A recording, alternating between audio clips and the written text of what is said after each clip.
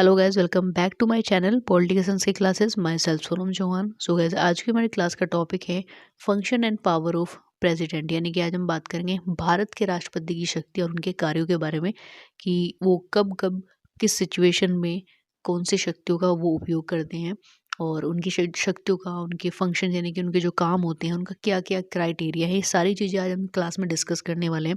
Basically हर एक class हमारी exam के पॉइंट ऑफ व्यू से काफ़ी इंपॉर्टेंट होती है, बट अगर हम प्रेसिडेंट की शक्तियों की बात करते हैं, पावर की बात करते हैं, तो काफ़ी हद तक ये जो टॉपिक है ये बहुत ज़्यादा इंपॉर्टेंट होता है। तो कभी ये टॉपिक आपको स्किप नहीं करना है, बहुत ही ध्यान से वीडियो लेक्चर को अटेंड करना है और रिपीटेशन के माध्यम से बार बार इसको देखना भी है। तो इस पूरे लेक्चर की पीडीएफ आपको टेलीग्राम पर मिल जाएगी। टेलीग्राम का लिंक नीचे डिस्क्रिप्शन में मिल जाएगा, जाकर के चेकआउट करो और ज्वाइन करो। और बाकी वीडियो पसंद आती है तो लाइक करना है, शेयर करना है। चैनल पर नए हैं तो सब्सक्राइब ज़रूर करना, ताकि हर एक वीडियो का अपडेट का सबका नोटिफिकेशन आप तक पहुंचता रहे। और जिस पर्पज़ से, जिस उद्देश्य से हम वीडियो लेक्चर रेडी करते हैं, उसका नोटिफिकेशन आप तक पहुंचना चाहिए और आप उसको अटेंड करना चाहिए, तभी हमारी इसमें सफलता है। तो चलिए स्टार्ट करते हैं। सबसे पहले बात करेंगे हम यहाँ पे साधारण परिस्थितियों में प्रयोग की जाने वाली शांतिकालीन शक्तियाँ, यानी कि इस सिचुएशन में राष्ट्रपति के द्वारा शक्तियों का प्रयोग किया जाता है। तो बेसिकली आपको पता है, बेसिकली सभी बच्चों को पता होना चाहिए कि राष्ट्रपति दो तरीके से शक्तियों को यूटिलाइज करता है। एक वो शक्ति जो साधारण परिस्थितियों में यूज़ की जाती है, नॉर्मल सिचुएशन में यूज़ की जाती है, यानी कि देश पर कोई बाहरी खतरा या इंटरनल रूप से कोई भी ऐसा मतलब खतरा नहीं होता है, तो वो पीसफुल इन्वायरमेंट में यूज़ करते हैं। लेकिन कुछ ऐसी शक्तियाँ होती हैं जो इमरजेंसी में या बाहरी आक्रमण के भय से मतलब वो इमरजेंसी लागू करते हैं। वो इमरजेंसी की शक्तियाँ होती है 352, 356, 360। तो वन बाय वन करके एक एक पावर्स को हम यहाँ पे डिस्कस करेंगे। तो बने रहिए, लास्ट तक आपको ये वीडियो लेक्चर अटेंड करना है। तो चलिए स्टार्ट कीजिए। सबसे पहले बात करें हम कार्यपालिका शक्ति की, यानी कि एग्जीक्यूटिव पावर्स की। अब एग्जीक्यूटिव ये जो वर्ड है, कार्यपालिका जो वर्ड है, आपको बहुत बार सुनने में मिलेगा। तो कार्यपालिका का मतलब होता है ओवरऑल जितना भी प्रशासन होता है, चाहे वो छोटे तहसील से लेकर के बड़े ओवरऑल पीएमओ तक का सबका वहाँ पे इंक्लूडेशन होता है। यानी कि इस एग्जीक्यूटिव फॉर्म में वो सारी चीज़ें आ जाती हैं। छोटे से छोटा मिनिस्टर, बड़े से बड़ा मिनिस्टर, छोटे से छोटा अधिकारी और बड़े से बड़ा अधिकारी भी इसी के अंतर्गत काम करता है। तो काफ़ी ब्रॉडली एरिया इसका माना जाता है। तो कार्यपालिका शक्ति में क्या है कि भारतीय संघ की समस्त कार्यपालिका शक्ति राष्ट्रपति में निहित है और संविधान के अनुच्छेद 77 के अनुसार भारत सरकार के कार्यपालिका संबंधी जितने भी कार्य होंगे वो राष्ट्रपति के नाम से ही संपादित किए जाएंगे। संपादित का मतलब होता है वो उनके नाम से ही रखे जाएंगे, लेकिन व्यवहार में आप लोग देखते हैं सारे काम कौन करता है, वहाँ पे पीएम करता है। लेकिन थियोरेटिकल हम देखते हैं कि पावर रियल में किसके पास है और वो कौन कौन यूज करता है, ये आपको पता होना चाहिए। अनुशासन का समस्त कार्य राष्ट्रपति के नाम से होगा और सरकार के सबसे मेन इंपॉर्टेंट जो भी डिसीजन होंगे वो उनके माने जाएंगे। आर्टिकल 74 के अकॉर्डिंग संघीय मंत्रिमंडल का मतलब होता है सेंट्रल कैबिनेट, जिसका अध्यक्ष प्रधानमंत्री होगा और राष्ट्रपति को उसकी कार्यपालिका शक्तियों को उपयोग में लाने के लिए सलाह और सहायता देगा। तो ये थी कार्यपालिका शक्ति, यानी कि किस तरीके से वो उनको यूटिलाइज करता है एग्जीक्यूटिव पावर में। तो ये कंप्लीटली रूप से जो मेन इंपॉर्टेंट जो बेसिक इन्फॉर्मेशन है एग्जीक्यूटिव पावर का, वो हमने आपको बताया। इसके अलावा बहुत सारी ऐसी चीज़ें इसमें इंक्लूड की जाती है, बट एग्जाम के पॉइंट ऑफ व्यू से इतना आपको पता होना चाहिए कि जो भी काम होते हैं, जो भी पावर होती हैं, वो किसके नाम से संपादित की जाती है, कौन उन्हें एक्चुअल में करता है, किस किस आर्टिकल में ये बातें हैं। अब दूसरी हम बात करेंगे विधायी शक्ति, यानी कि लेजिस्लेटिव पावर। विधायी शक्ति एक तरीके से, विधायी का मतलब होता है, इसको अगर आप थोड़ा सा डिवाइड करके देखेंगे इसका मीनिंग्स आपको समझ में आएगा। विधायी यानी कि विधि, विधि का मतलब होता है रूल रेगुलेशन क्रिएट करना। तो जो भी विधायी शक्तियाँ होती हैं उसके आधार पर किस तरीके से राष्ट्रपति रूल रेगुलेशंस में इंक्लूड होता है, आइए चले जानते हैं। राष्ट्रपति शासन, राष्ट्रपति क्या होता है, संसद का अभिन्न अंग माना जाता है। अभिन्न अंग का मतलब होता है जब आप पार्लियामेंट का जो जब आप पार्लियामेंट को स्टडी करते हो तो वहाँ पे 3 पिलर से पार्लियामेंट खड़ी होती है हमारे देश की, एक लोकसभा, राज्यसभा प्लस राष्ट्रपति। बिना राष्ट्रपति के संसद कंप्लीट नहीं है। तो ये क्या माना जाता है, ये संसद का अभिन्न अंग माना जाता है। तो संसद के एक महत्वपूर्ण अंग के रूप में और राष्ट्राध्यक्ष होने के नाते राष्ट्रपति को भारतीय व्यवस्थापन प्रणाली में अनेक व्यवस्थापन संबंधी कार्य करने होते हैं। यानी कि रूल रेगुलेशन से रिलेटेड बहुत सारे ऐसे काम होते हैं जो राष्ट्रपति के द्वारा कराए जाते हैं। संविधान के अनुच्छेद 85 के भाग 1 भाग 2 के अंतर्गत वह संसद को आमंत्रित और स्थगित करने और लोकसभा को भंग करने का भी अधिकार का प्रयोग कर सकता है। अब यहाँ पे बहुत सारी ऐसी मतलब इन्फॉर्मेशन इसके अंदर आती है विधायी शक्तियों की, लेकिन हम यहाँ पे बात करेंगे एग्जाम के पॉइंट ऑफ व्यू से जो इम्पोर्टेंट होगा आप लोगों के लिए। तो राष्ट्रपति की स्वीकृति के बिना कोई भी विधेयक कानून नहीं बन सकता, ये आपको पता होना चाहिए। अगर उसके पास विधायी पावर, अगर उसके पास विधायी शक्तियाँ हैं तो वो कैसे यूज़ करेगा।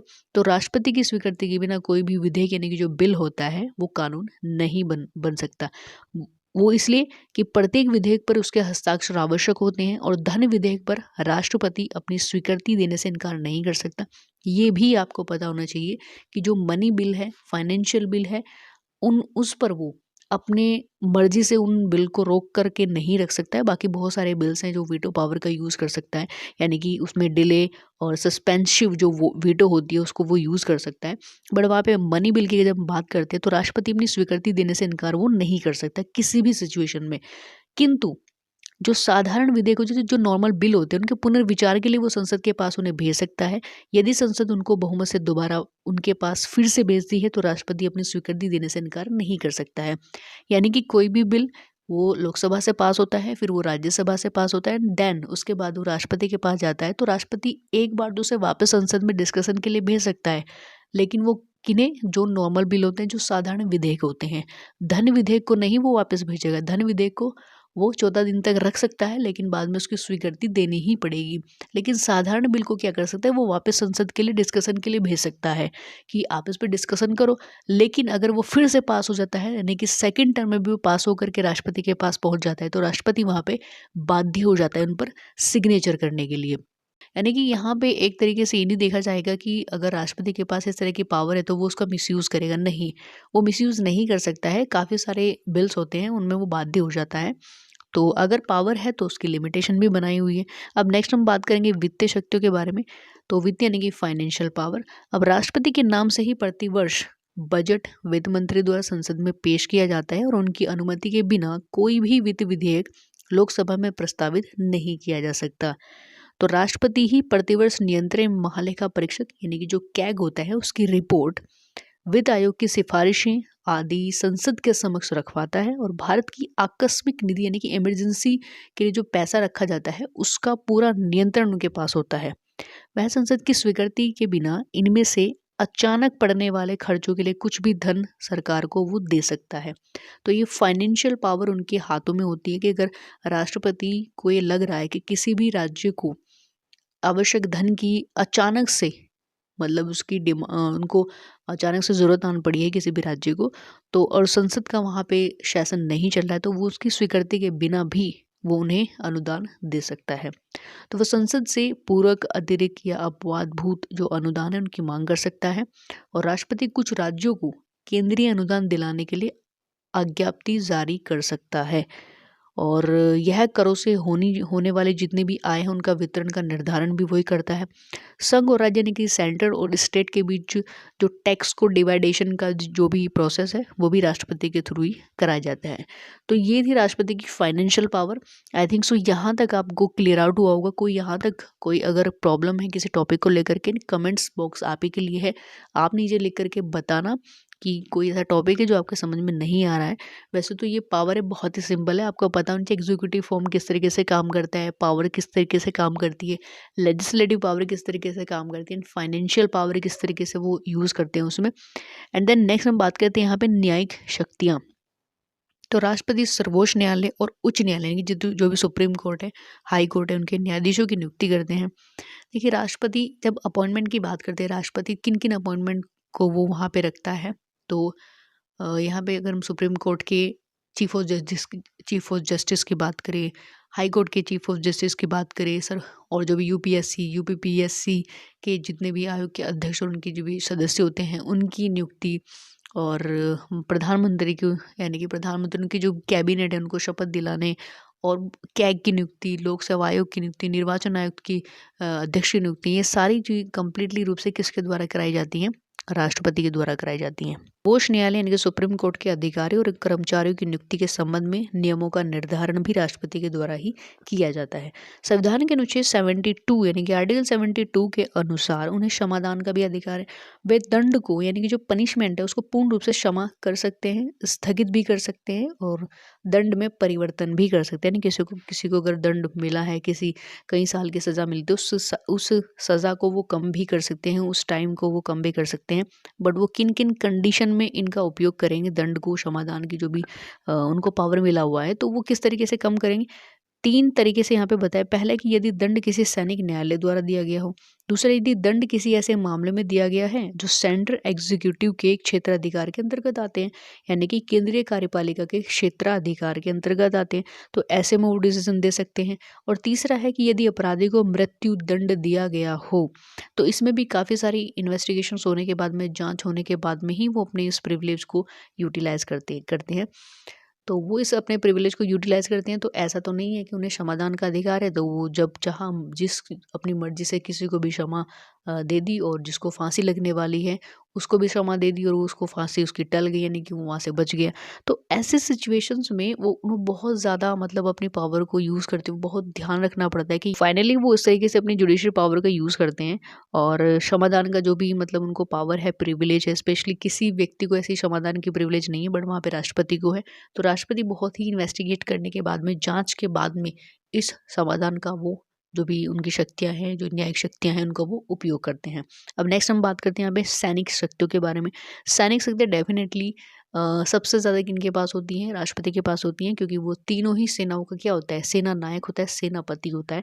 बेसिक इन्फॉर्मेशन में हमने स्टार्टिंग में आपको बताया था, इससे पहले वाले लेक्चर में अटेंड नहीं किया तो नीचे डिस्क्रिप्शन में क्लास सीरीज का लिंक मिल जाएगा, जाकर के अटेंड करो। क्योंकि राष्ट्रपति की जो बेसिक इन्फॉर्मेशन है, वो उसका निर्वाचन कैसे होता है, उसका टाइम पीरियड क्या है, उसका पेमेंट क्या है, किस तरीके से मतलब कौन सी पद्धति के द्वारा उसका निर्वाचन होता है, हम या आप लोग उसमें वोटिंग करते हैं या नहीं करते हैं, ये सारी बातें हमने उसमें डिस्कस की हुई हैं। तो तीनों सेनाओं के सर्वोच्च कमान राष्ट्रपति में निहित है, परंतु वह अपनी इस शक्ति का प्रयोग विधि के अनुसार ही करेगा। और युद्ध और शांति के समय कानून बनाने का जो अधिकार होता है पूर्ण तरीके से संसद को प्राप्त है, हमारी पार्लियामेंट को प्राप्त है। और बिना संसद की स्वीकृति या बाद में संसद की स्वीकृति लेने की आशा में न तो वो युद्ध की घोषणा कर सकता है और न ही सेनाओं को युद्ध लड़ने के लिए किसी और देश के लिए यहाँ पे भेज सकता है। तो यहाँ पे ध्यान रखने वाली ये बात है कि राष्ट्रपति के पास भले ही सैनिक शक्तियाँ हैं, लेकिन उनका उपयोग भी वो संसद की अनुमति के आधार पर ही करता है। यानी कि यहाँ पर कंट्रोल कर ली गई है उसकी पावर, ताकि कोई भी ऐसा राष्ट्रपति हो, देखो राष्ट्रपति होता तो एक व्यक्ति ही है, तो अगर उसके कुछ के एम्बिशियस आते हैं, खुद की कोई मतलब अंदर से किसी से जला हुआ है, तो अगर वो अपना बदला लेना चाहता है तो उसके पास सैनिक पावर है, वो एकदम से अपना क्या करेगा, युद्ध की घोषणा कर देगा। तो ऐसी सिचुएशंस ना हो, देखिए ध्यान से सुनिए, ऐसी सिचुएशन ना हो कभी फ्यूचर में, तो इसी तरीके से क्या करें, उसकी जो भी, तो इसी तरीके से क्या की गई है, उसकी जो पावर उसको लिमिट में बांधा हुआ है, उसको कहीं ना कहीं बाधित किया हुआ है। तो यहाँ पर भी सैनिक शक्तियों का उपयोग करने से पहले उसको संसद से परमिशन लेनी आवश्यक है, और सैनिक शक्तियों का उपयोग भी वो अलग अलग सिचुएशन में वो कर सकते हैं। नेक्स्ट हम बात करते हैं कूटनीतिक या राजनयिक शक्तियाँ। राष्ट्रपति विदेशों में देश का प्रतिनिधित्व करते हैं और वे राजदूतों, राजनयिक प्रतिनिधियों और वाणिज्य दूतों की भी नियुक्ति करते हैं। तो वे विदेशों के राजनयिक प्रतिनिधियों के जितने भी प्रमाण पत्र, जो सर्टिफिकेट्स होते हैं, उनको स्वीकार करते हैं। अंतर्राष्ट्रीय संधियां, इंटरनेशनल लेवल पर जो भी मीटिंग्स होती हैं, जो कॉन्फ्रेंस होती हैं, जो कॉम्प्रोमाइज़, जो समझौते होते हैं, जो कॉन्वर्सेशन होती है, वो राष्ट्रपति के नाम से ही किए जाते हैं। तो व्यवहार में नहीं, प्रैक्टिकली देखिए तो ये तभी लागू होते हैं जब इन पर संसद की स्वीकृति मिल जाती है। तो वहाँ पर भी वो अपनी मर्जी से काम नहीं कर सकती, यहाँ पर भी कहीं ना कहीं वो बंधे हुए हैं। तो पावर तो बहुत ज़्यादा है प्रेसिडेंट के पास में, बट उनकी पावर को लिमिट में कंट्रोल किया हुआ है संसद के थ्रू। ठीक है, तो यहाँ तक की बात क्लियर आउट आपकी हुई होगी। कोई परेशानी हो तो नीचे कमेंट्स में लिख करके बता सकते हैं किसी भी टॉपिक को लेकर के। एंड देन नेक्स्ट यहाँ पे राज्यों के संबंध में शक्तियाँ। राज्यों के संबंध में शक्तियाँ क्या है कि राज्यों के राज्यपालों और हाई कोर्ट के जो भी न्यायाधीश होते हैं, उनकी नियुक्ति राष्ट्रपति के द्वारा ही किया जाता है। अगर हम स्टेट लेवल की बात करते हैं, तो यदि कोई भी राज्य इन निम्न विषयों पर अधिनियम बनाना चाहता है तो राष्ट्रपति की स्वीकृति आवश्यक है। वो निम्न विषय कौन से हैं, यहाँ पर वन बाय वन करके डिस्कस कर लेते हैं। पहला है कि राज्य द्वारा संपत्ति प्राप्त करने के लिए बनाए गए कुछ अधिनियम। दूसरा है किसी राज्य के अंदर या दूसरे राज्य के साथ व्यापार आदि पर प्रतिबंध लगाने के विधेयक को राज्य की विधानसभा में प्रस्तुत करने से पहले राष्ट्रपति की स्वीकृति प्राप्त करना आवश्यक है।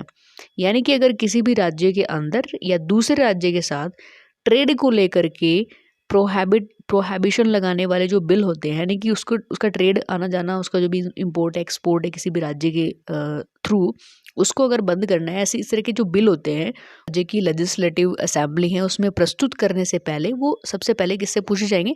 राष्ट्रपति से पूछे जाएंगे। तो ये होती है राज्यों के लेवल पर भी राष्ट्रपति के पास कुछ पावर्स। तो ये कम्प्लीटली हमने पावर डिस्कस की। जब साधारण परिस्थितियों में राष्ट्रपति के द्वारा जो पावर को, जिन जिन शक्तियों को वो यूटिलाइज करेगा, जिन कार्यों को वो करेगा। अब 3 ऐसी पावर है जो इमरजेंसी में यूज़ की जाती हैं। यानी कि अब बात करेंगे हम असाधारण परिस्थिति में प्रयोग की जाने वाली आपातकालीन शक्तियाँ। आपातकालीन वर्ड से ही आप समझ गए होंगे कि ये एक इमरजेंसी सिचुएशंस में प्रयोग की जाने वाली पावर है। तो ये नॉर्मल सिचुएशन में तो कभी यूज़ नहीं होंगी। और तो चलिए स्टार्ट करते हैं। यहाँ पे सबसे पहले बात करेंगे हम युद्ध, बाहरी आक्रमण या सशस्त्र विद्रोह की स्थिति से संबंधित संकटकालीन व्यवस्था। यानी कि आर्टिकल 352 के आधार पर अगर युद्ध की या बाहरी आक्रमण या सशस्त्र विद्रोह की सिचुएशन हो, या फिर उसको थोड़ा सा भी भय हो, यानी कि राष्ट्रपति को ऐसा बिलीव्स हो जाए कि ऐसा कुछ हो सकता है, बाहर से आक्रमण हो सकता है या कुछ भी सशस्त्र विद्रोह हो सकता है, तो वो 352 के आधार पर राष्ट्रपति शासन लागू कर सकता है। और आपको ये ध्यान रखने वाली बात है कि राष्ट्रपति शासन हो, इमरजेंसी कोई सी भी हो, आपके सारे जितने भी फंडामेंटल राइट्स हैं वो निलंबित हो जाते हैं, केवल और केवल 21 को छोड़कर। यानी कि जीने की जो जीने का आपका अधिकार है वो बना रहेगा, बाकी और कोई भी अधिकार आपको नहीं मिलेगा, सारे उस समय पर निलंबित हो जाएंगे जब तक कि इमरजेंसी लागू होगी। तो यहाँ पे 352 को थोड़ा सा यहाँ पे रखा गया। सबसे पहले उन्होंने 6 महीने बढ़ाया, संसद ने 6 महीने का एक टाइम पीरियड रखा, बट फिर 1 साल किया, फिर 6 महीने किया। तो ये टाइम पीरियड थोड़ा सा चेंजिंग हम देखने को मिलता है हमें ये। अब यहाँ पे बात करेंगे जो संकटकालीन इनका दुरुपयोग ना किया जा सके, इन शक्तियों का, वो किस लेवल पर इसको कंट्रोल किया जा सकता है, वन बाय वन करके डिस्कस करेंगे। पहले कि राष्ट्रपति द्वारा अनुच्छेद 352 के अंतर्गत आपातकाल तभी घोषित किया जा सकेगा जबकि मंत्रिमंडल यानी कि जो कैबिनेट है वो लिखित रूप में राष्ट्रपति को ऐसा परामर्श न दे। यानी कि राष्ट्रपति तभी 352 लागू कर सकता है, यानी कि इमरजेंसी लागू कर सकता है, जब कैबिनेट, और कैबिनेट किसकी है? पीएम की। पीएम के आधार पर, यानी कि लिखित रूप में जब तक उसके पास वो लेटर या वो एप्लीकेशन नहीं पहुंच पाती कि हाँ 352 लागू होना चाहिए, तब तक वो नहीं कर सकता है। चाहे वो अंदर अंदर सोचता रहे कि नहीं करना है, लेकिन जब तक वो कैबिनेट की परमिशन नहीं मिलती तब तक वो नहीं करेगा। तो थ्योरेटिकल तो हम देखते हैं कि राष्ट्रपति के पास बहुत सारी पावर है। अगर हम कंपेयर करते हैं किसी भी और मिनिस्टर से, पीएम से ही कंपेयर करते हैं तो पीएम से ज़्यादा उनके पास पावर है। बट अब व्यवहार में देखें तो सारी पावर को कंट्रोल किया हुआ है कैबिनेट, पार्लियामेंट, इस तरह की बॉडी ने। दूसरा हम बात करते हैं राज्यों में संवैधानिक तंत्र के विफल होने पर इमरजेंसी लगाई जाती है, यानी कि emergency rising out of failure of constitutional machinery in state. यानी कि स्टेट में कॉन्स्टिट्यूशनल मशीनरी ही फेल हो जाए तब जाकर के 356 के आधार पर राष्ट्रपति को आपातकाल घोषणा करनी पड़ सकती है। अब इसमें क्या होता है देख लेते हैं कि संविधान के अनुसार संघीय सरकार को यह उत्तरदायित्व सौंपा गया है कि वो प्रत्येक राज्य की बाहरी आक्रमण या आंतरिक अशांति से रक्षा करेगा और सुनिश्चित करेगा कि प्रत्येक राज्य की सरकार संविधान के उपबंधों के अनुसार चलाई जा रही है या नहीं। तो अनुच्छेद 356 के अनुसार अगर राष्ट्रपति को राज्यपाल के प्रतिवेदन पर या अन्य किसी भी प्रकार से समाधान हो जाए कि ऐसी परिस्थितियां पैदा हो गई है कि किसी राज्य का शासन संविधान के उपबंधों के अनुसार नहीं चलाया जा सकता है, तो वह संकट काल की घोषणा कर सकता है। यानी कि सिचुएशंस ये है कि अगर राज्यपाल, देखिए राज्यपाल एज ए प्रेसिडेंट की बॉडी की तरह काम करता है, ब्रांच की तरह काम करता है स्टेट वाइज। अब प्रेसिडेंट तो स्टेट में नहीं जा सकते हैं, बट उन्होंने राज्यपाल को वहाँ पे बिठाया हुआ है। अब राज्यपाल देखेगा कि ये संविधान के अनुसार तो काम नहीं कर रहे हैं। जैसे ही उनको लगेगा कि हाँ संविधान की उपबंध जो हमारे प्रेमबल है, जो संविधान में लिखा हुआ है कि किस तरीके से प्रशासन को चलाना है, वैसे नहीं चला रहे हैं, तो तुरंत से वो प्रतिवेदन कहाँ पे भेजेगा? राष्ट्रपति के पास भेजेगा कि ये जो राज्य है ये क्या कर रहा है, ये हमारी जो कॉन्स्टिट्यूशनल मशीनरी है उसके अगेंस्ट काम कर रहा है, उसको फेल होने के लिए मतलब पूरी मेहनत कर रहा है कि फेल हो जाए, संवैधानिक तंत्र विफल हो जाए। तो ऐसे में वो क्या करेंगे, वहाँ पे राष्ट्रपति शासन लागू करेंगे, इमरजेंसी लागू करेंगे। राष्ट्रपति इस तरीके से अपनी जो शक्ति है उनका वो उपयोग करता है। अब नेक्स्ट हम बात करेंगे वित्तीय संकट यानी कि फाइनेंशियल इमरजेंसी, जो 360 के आधार पर लगाई जाती है। अनुच्छेद 360 में उसका एक्सप्लेनेशन दिया जाता है। तो ये कब कब लगाई जाती है? देखिए, यदि राष्ट्रपति को यह विश्वास हो जाए कि ऐसी परिस्थितियां पैदा हो गई हैं जिनमें भारत की वित्तीय स्थायित्व यानी कि जो फाइनेंशियल स्टेबिलिटी है या उसकी जो साख है, जो क्रेडिट है, उसको खतरा है, तो वह वित्तीय संकट की घोषणा कर सकता है। और ऐसी घोषणा के लिए वह वही अवधि निर्धारित है जो प्रथम प्रकार के संकट की रखी गई है। ठीक है, यानी कि स्टार्टिंग में 6 महीने और संसद से परमिशन के बाद। और ये वैसे ये एक ऐसी सिचुएशन है कि कभी हमारे देश में आई नहीं है, यानी कि फाइनेंशियल क्राइसिस का मतलब होता है पूरी तरीके से देश से पैसा ख़त्म हो जाना। और ऐसी सिचुएशंस बहुत ही क्रिटिकल होती है किसी भी देश के लिए, भारत की नहीं, ओवरऑल किसी भी कंट्री में अगर ऐसी सिचुएशंस आती है तो काफ़ी डाउन कंडीशन होती है और फिर से उठ पाना बहुत मुश्किल होता है। तो इंडिया में ऐसी सिचुएशंस अब तक तो नहीं देखी है। तो कंप्लीटली ये तीनों की तीनों पावर 352, 356, 360 आपको समझ आई होंगी। काफ़ी इंपॉर्टेंट पावर है क्योंकि पावर का जो क्वेश्चन है वो पूछा जाता है। जब सेमेस्टर एग्ज़ाम नहीं थे वो तब भी पूछा जाता था, अब सेमेस्टर एग्ज़ाम है ये तब भी पूछा जाएगा। काफ़ी इंपॉर्टेंट है एग्ज़ाम के पॉइंट ऑफ व्यू से। तो इन तीनों पावर से रिलेटेड अगर कोई भी कन्फ्यूज़न है, कोई भी ऐसा टॉपिक है, कंसेप्ट है जो समझ में नहीं आया, तो नीचे कमेंट्स में लिख करके बताना। इसके अलावा वीडियो लेक्चर पसंद आता है तो लाइक करना है, शेयर करना है। बाकी चैनल पर नए हैं तो सब्सक्राइब ज़रूर करना है ताकि हमारी जो मेहनत है, ये जो लेक्चर हम आप लोगों के लिए बना रहे हैं वो आप तक पहुंच जाए, उसका नोटिफिकेशन आप तक पहुंच जाए, आप अटेंड कर लो। तब जा कर के हमारा जो काम है उसका जो हमें फीडबैक है वो हमें अपने आप मिल जाएगा। तो चलिए मिलते हैं नेक्स्ट क्लासेस में। Thank you. जय हिंद, जय भारत।